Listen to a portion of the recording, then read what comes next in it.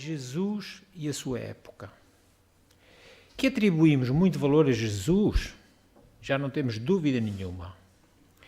Mas que se percebermos um pouco melhor a época em que Jesus veio aqui à Terra para estar entre nós, se percebermos um pouco mais isso, de certeza absoluta, mais valor nós atribuímos a Jesus. Então há milhares de manuscritos e depois esses mesmos manuscritos têm milhares de cópias que relatam a vida de Jesus e os seus feitos. Tudo começou por 4 narradores: Mateus, Marcos, Lucas e João.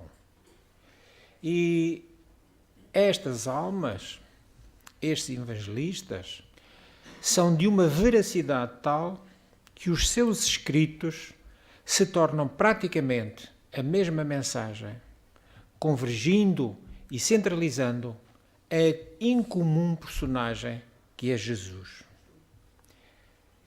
A história comprova ser autêntica a sua vida. Não podemos mais ter dúvidas de que Jesus existiu, porque ainda há quem queira afirmar que tudo isso é um romance, que é algo inventado pelos homens, mas a história confirma que Jesus existiu e esteve entre nós. São informações seguras e corretas. Situam-no num determinado tempo e mostram-nos alguns factos da própria história. Então os evangelistas não foram romancistas nem historiadores. Pelo contrário, são apenas narradores de uma vida que foi a maior de todas as vidas já vivida neste mundo terra. Não tenhamos nenhuma dúvida. Ninguém se equipara a Jesus. Então propomos-nos hoje falar um pouco dos locais, das gentes contemporâneas, da sua época, para melhor entendermos a sua passagem, que foi breve, como nós sabemos. A sua passagem na Terra foi breve. E, em alguns casos, complementar os episódios por Jesus vividos, graças aos espíritos superiores, que vêm desvendar os restos de algumas narrativas que, por um motivo ou outro, ficaram ocultos, ficaram omissos. Jerusalém, essa cidade do Médio Oriente, pode ser considerada a cidade mártir, porque já 20 séculos antes de Jesus, 2000 anos antes de Jesus, apareceram as primeiras referências a esta cidade em textos egípcios muito antigos. E que, segundo eles, esses textos, essa cidade pertencia aos cananeus, ou seja, os habitantes da terra de Canaã. Mais recente, 1400 anos antes de Cristo, era a terra dos Jebus, de Jebuseus. E 10 séculos antes de Cristo, descendentes das tribos hebraicas, formadas pelos filhos de Jacó, e sob o comando de Saul, o rei Saul, já formavam um reino único. Foi o rei David que consolidou o reino e conquistou Jerusalém e amplia-o. Amplia Jerusalém com as terras da Galileia e uma parte substancial do Rio Jordão. Vem depois o rei sábio, Salomão, e é ele que vai erguer o notável templo que perpetuaria o seu nome, Templo de Salomão, e a nação transforma-se num povo próspero. Em 933 a.C., com a morte de Salomão, a cidade foi pilhada, depois de vencida, por Sheshonque, um rei do Egito, que aproveitou para dividir agora aquele reino em 2, que ficou um a cuidado de Jeroboão, com 10 tribos, e forma o reino de Israel, e Roboão, que, com 2 tribos, funda o reino de Judá. Com invasões, destruições, pilhagens, terremotos, Jerusalém foi passando de mão em mão.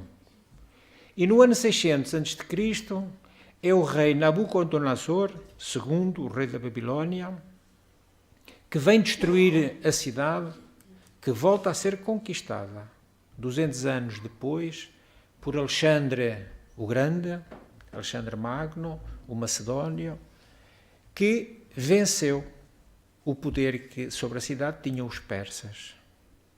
Seguem-se nos séculos seguintes sucessivas conquistas.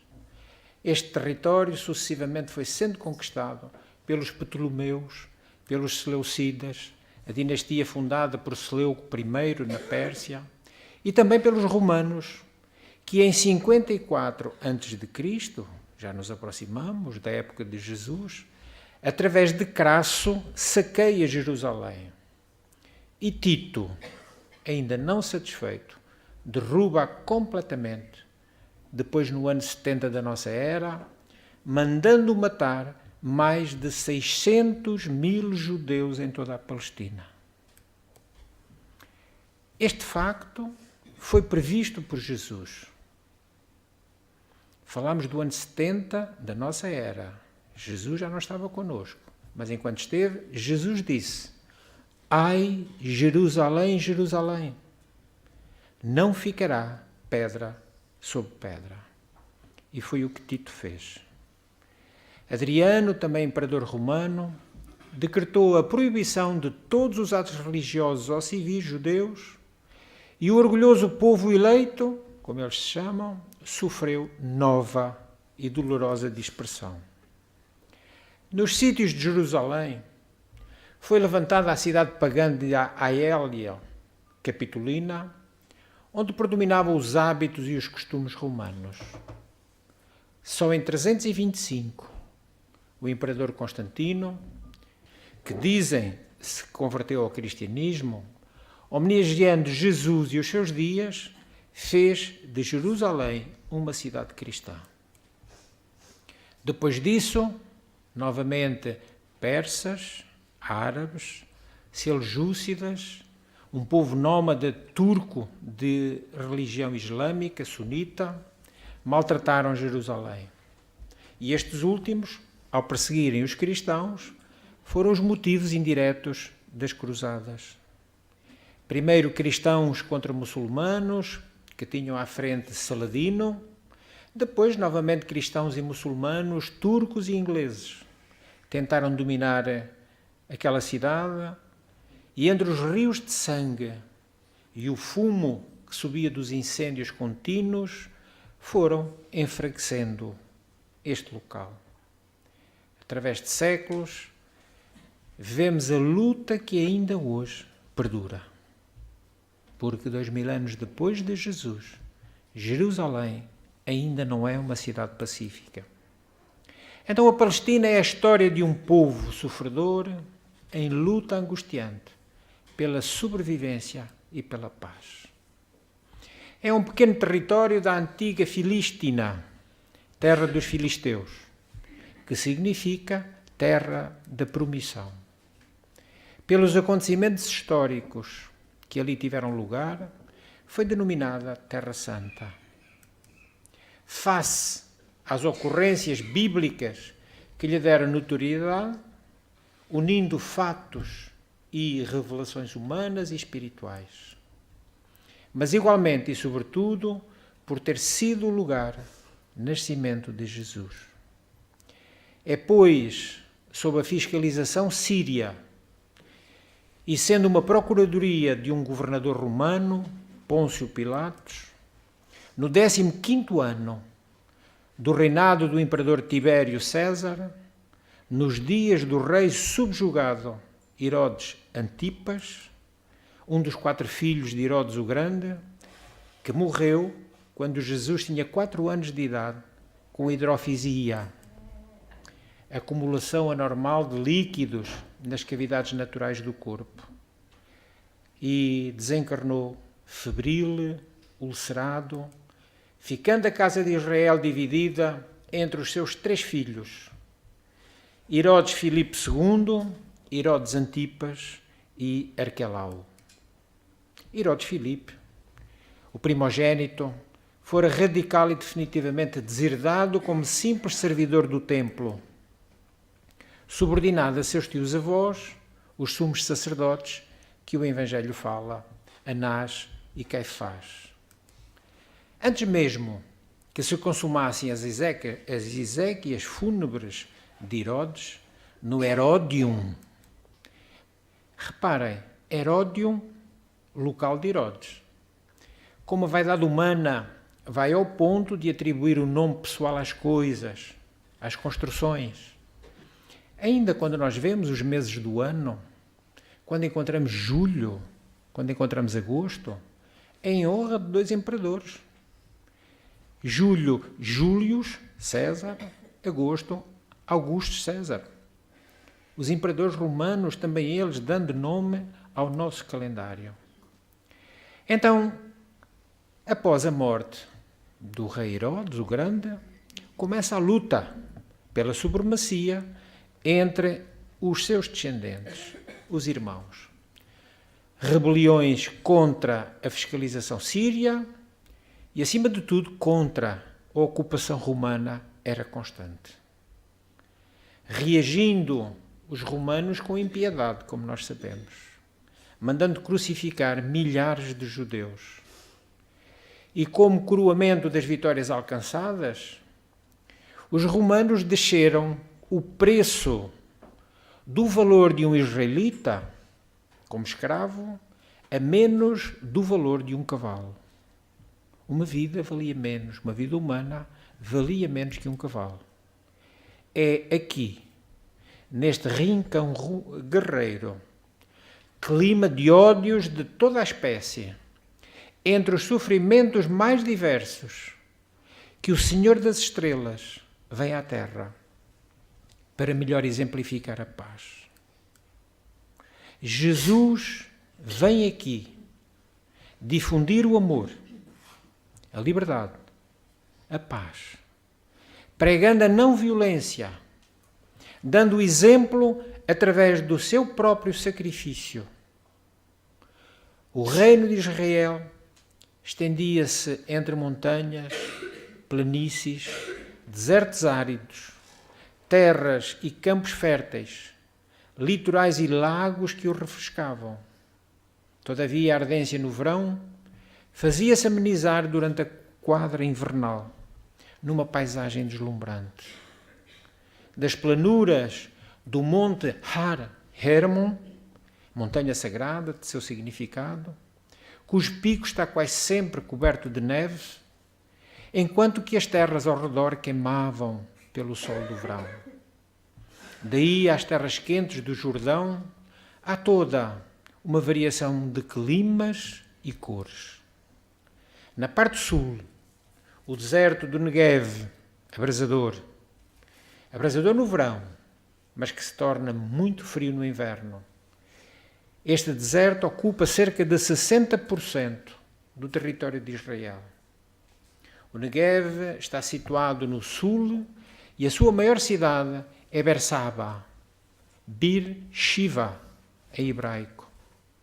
Na Galileia, o calor dos meses quentes cede lugar às chuvas abundantes e ao frio, na quadra oposta. Israel é um país de contrastes. A natureza, suas paisagens bucólicas e tristes, onde Jesus viveu e pregou. Este território, por muitos, é considerado o quinto Evangelho. Tal é a autenticidade das narrações dos outros quatro, que colocam beleza e vida nos rebordos e fossos imundos, nas praias e montes, nas aldeias e campos férteis, dos quais Jesus retirou a musicalidade para o eterno poema da Boa Nova, o poema que é o Evangelho. O país era de pequena dimensão geográfica, a fim de facilitar as deslocações do rei Celso, e assim Jesus poder vencer-lhe as distâncias, para esparzir o pólen da esperança e colocar o bálsamo da paz em todos, por toda a parte. Israel era governada por um conselho de anciãos, constituído por 72 membros, entre os quais o sumo sacerdote legislava sobre a vida e morte dos súbditos. Para sobreviverem face às circunstâncias, os judeus, tal como nós hoje, dividiam-se em partidos, destacando-se os saduceus, que constituíam a aristocracia, uma aristocracia feudal, baseada em ter muito terreno, encarregada dos ministérios religiosos, e a ele pertencia, a este partido, o sumo sacerdote. Eram zelosos, observadores dos códigos da lei, a Torá. Eram ricos, gozavam de consideração e destaque. Para manterem os bens e a posição social, favoreciam o dominador romano. Havia depois os fariseus. Eram considerados independentes economicamente, constituindo a classe média. Acreditavam-se mais judeus que os próprios judeus. Sendo continuadores da severa exigência religiosa, eram intolerantes. Inúmeras vezes se levantou contra eles Jesus. Eram caracterizados pela exagerada observância da lei, chegavam a manter 600 deveres que lhes pareciam indispensáveis para uma vida rígida em relação a Deus e ao país. Claro que na impossibilidade de cumprirem todos, cumprirem com tal exagero, fugiam para a astúcia, para a hipocrisia de conduta, sempre preocupados com o exterior, em detrimento do valor real dos fatos e das coisas. Depois vinha o povo, resultado da fusão entre mendigos, tecelões, trabalhadores braçais, artesãos de todas as procedências e pequenos agricultores. Estavam reduzidos à extrema miséria pelos impostos exagerados. Constituíam o denominado proletariado. O povo, era odiado pelas outras classes, sendo mesmo perseguido e desdenhado. Sem qualquer direito, enchiam os campos e as cidades. Assim, alguns uniram-se para formarem um partido, o dos fanáticos, que mais tarde se dividiu em dois, zelotes e sicários. Opunham-se ao jugo opressor, eram insurretos, perseguiam os próprios judeus, simpatizantes dos romanos, aos quais apunhalavam às vezes na praça pública. Espalhavam o terror, convidavam à rebelião, destruindo em consequência aldeias e povoados que se negassem segui-los. Embora havendo diferenças nos grupos e partidos, os judeus sustentavam a crença no Deus único. Uma herança muito boa. Acreditavam na sua justiça e na esperança da chegada de um Messias que viesse a restaurar a sua soberania, a soberania de Israel, criando esse Messias um reino de paz e de absoluta felicidade. Uns esperavam essa hora com paciência e outros desejavam apressá-la através das armas. Veio Jesus, porém, eles não o compreenderam, não o receberam, não o quiseram. E quando nós dizemos, porém, eles quem? Nós não somos o fruto de reencarnações sucessivas? Nós não teremos estado reencarnados à época de Jesus? Com certeza estivemos. Então nós também somos dos que não o quiseram, que não o recebemos, que não o compreendemos. Compreendamos-lo agora. Façamos por compreendê-lo agora. Façamos por recebê-lo agora nos nossos corações. Façamos por crê-lo agora. Apesar de não ter sido querido, O doce Rabi não deixou nunca de lhes querer. Passaram-se muitos anos. Factos históricos sucederam-se.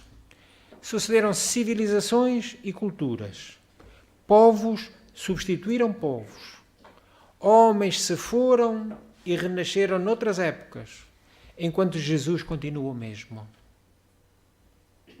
Continua sendo o mesmo. E o homem de hoje que o busca, encontra-o compassivo e gentil, aguardando por nós. Isto porque Jesus espera por nós, com toda a paciência. Da sua vida pública, todos conhecemos o primeiro milagre. Um extraordinário fenómeno de efeitos físicos. Porque para nós espíritas, milagres não existem. Existem fenómenos explicáveis, que é o caso. É o caso das bodas de Caná. A transformação, ou melhor, a transubstanciação. Conjugação de duas palavras latinas, trans, além, e substância, ou substantia, substância. Então, além da própria substância, significando a mudança da substância. No caso, a água em capitoso vinho. E Jesus o fez por quê? Porque sua mãe decidiu interceder junto dele, pela família dos noivos. Pois a falta de vinho seria um mau agouro para os nubentes que começavam ali naquele instante a edificação de um lar. De certa forma, será ela, Maria, desde então a constante intercessora perante o Filho em favor das criaturas humanas de todos os tempos. Quantas vezes nós em prece nos dirigimos a Maria para que ela interceda junto de Jesus por nós? Será então a partir desse momento a sublime mediadora, a partir de então, entre Jesus e os homens. O que muitos não sabem é que, segundo a tradição bíblica, este episódio aconteceu na aldeia de Kefrkena, aproximadamente a 8 km na direção nordeste de Nazaré, entre bosques floridos e águas cantantes. 2 meses após ter saído de Nazaré, deixando a carpintaria com as ferramentas em silêncio, 2 longos meses de separação para a sua mãe.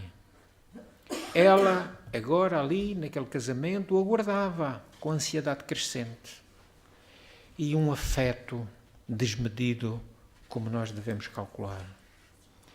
É uma cena comovente, o abraço dos dois, porque a chegada estava assinalada pelas expectativas de felicidade da mãe saudosa, que se renova no carinho do filho terno que a afaga.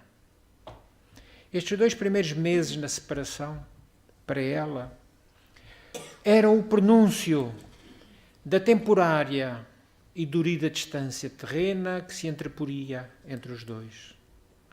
Ele deveria percorrer os caminhos ásperos dos homens, amando sem ser amado, enquanto ela o seguiria depois com a alma dilacerada por invisíveis e afiados punhais.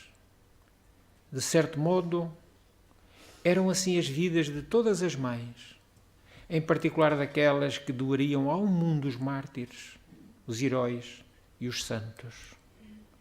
As núpcias de Canaã são um marco iniciador do seu ministério público. Ele ali esteve naquela boda, num momento festivo.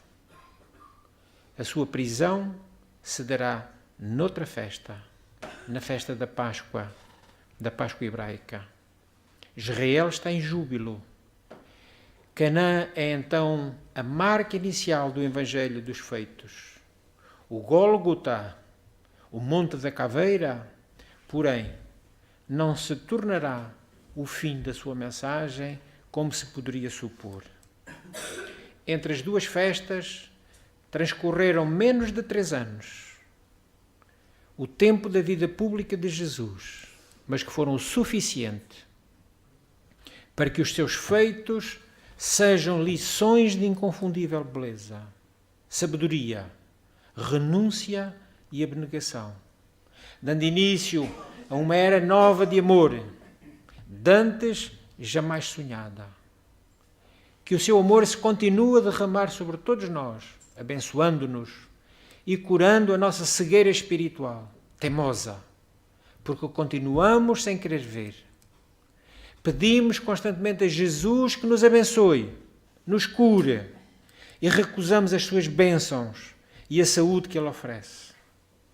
Desejamos a sua presença, mas repelimos-lo pela astúcia, pela ambição humana. Buscamos a paz que Ele representa, mas fomentamos a guerra em que nos consumimos. E não é só a guerra dos tiros, não é só a guerra dos canhões, é a nossa guerra íntima, do ódio, da revolta, da incompreensão, do desamor. Jesus nos disse: esta é a cegueira maior e pior, porque a alma é rebelde, ingrata e insatisfeita.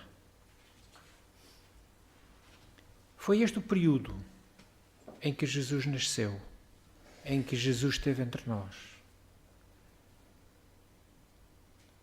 A sua mensagem é de tal modo importante que foi o único que conseguiu dividir a história em duas eras distintas.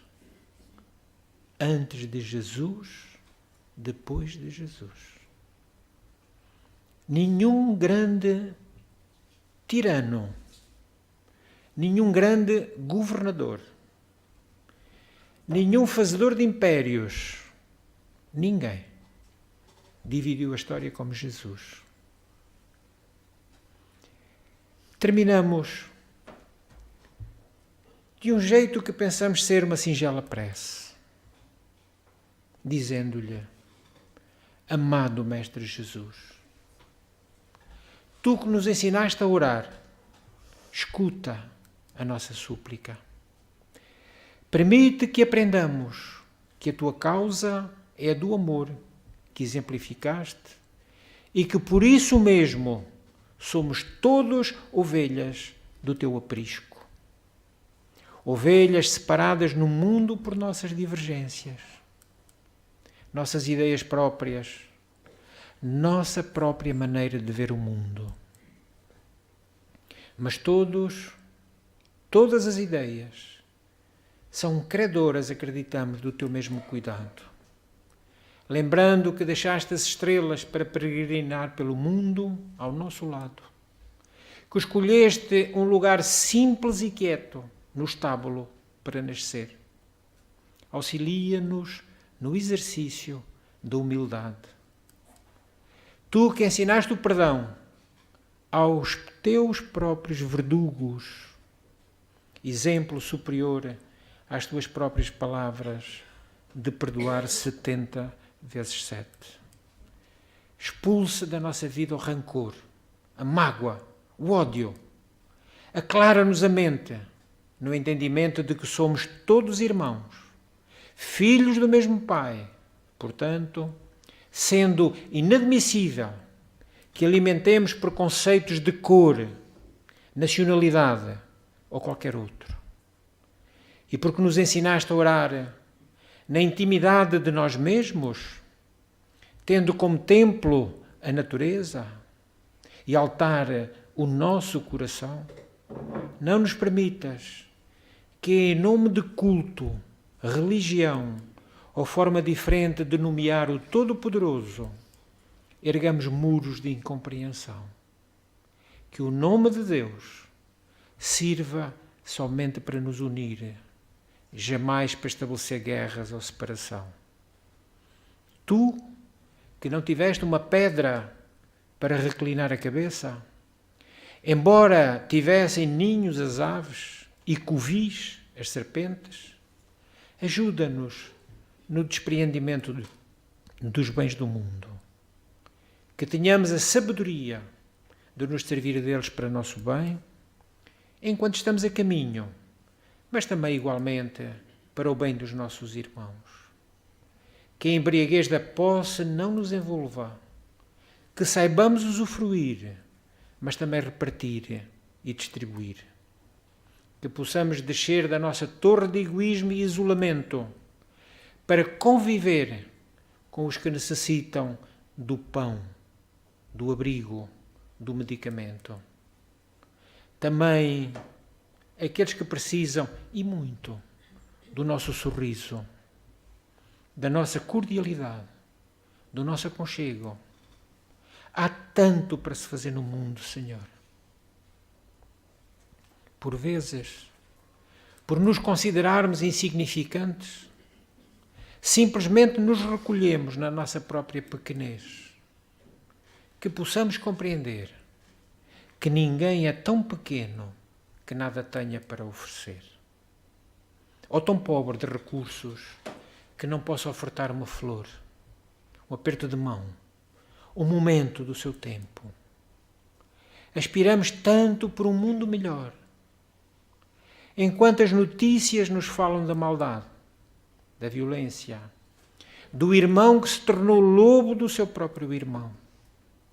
Contudo, Jesus, esquecemos-nos de que esta mudança de panorama só depende de nós.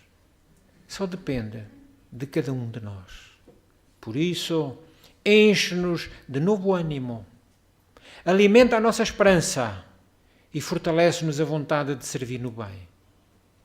Toma as nossas mãos e transforma-as em operárias do bem, modificando a paisagem que está tão triste num jardim. E o deserto transforma-o, Jesus, num oásis. Sabemos que isso é possível, porque tu próprio nos disseste que tudo quanto fizeste nós poderíamos realizar de igual forma e muito mais. E tu, Jesus, em menos de 3 anos, deixaste uma mensagem de tal forma imorredora, rica de palavras, palavras que nem fostes tu que nos as trouxestes, foram os evangelistas, porque tu nos trouxeste a exemplificação. Porque um exemplo vale, como todos sabemos, mais de 1000 palavras. Então somente tu, Jesus, conseguiste dividir as eras. Desejamos seguir o teu exemplo. Desejamos ser servos ativos da tua seara. Ajuda-nos, Senhor Jesus. Que neste Natal, como dissemos na nossa prece inicial, não seja mais um Natal, mas seja o Natal de Jesus. A exemplificação do seu próprio nascimento, na simplicidade, não no luxo. Não nos transformemos em consumistas. Precisamos das coisas. A nossa doutrina nos diz que sim, mas precisamos do suficiente. Não precisamos do supérfluo. Não precisamos de nos endividar para ter coisas. Tenhamos o que podemos. Até hoje, o conceito mais perfeito que eu aprendi da definição de rico é uma definição simples, mas carregada de verdade. Rico é quem vive com o que tem, nada deve e é feliz. Que Jesus nos ajude a conseguir esta riqueza, a fim de que nós possamos em todos os momentos recordá-lo na nossa mente, mas acima de tudo, aconchegá-lo no nosso coração. Que Ele nos abençoe.